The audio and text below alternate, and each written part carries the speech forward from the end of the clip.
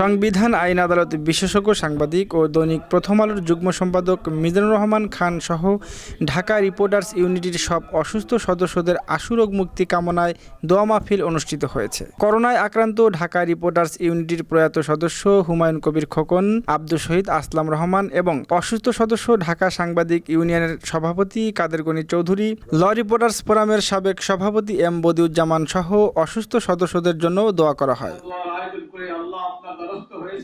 শুক্রবার বিকেল ৩টায় ডিআরইউ এর সাগরুনি মিলনায়তনে এ দোয়া অনুষ্ঠানে অংশ নেন সংগঠনের সভাপতি মোরসালিন নোমানী, সহসভাপতি ওসমান গনি বাবুল, সাধারণ সম্পাদক মশিউর রহমান খান সহ কার্যনির্বাহী কমিটির বর্তমান ও সাবেক নেতৃবৃন্দ।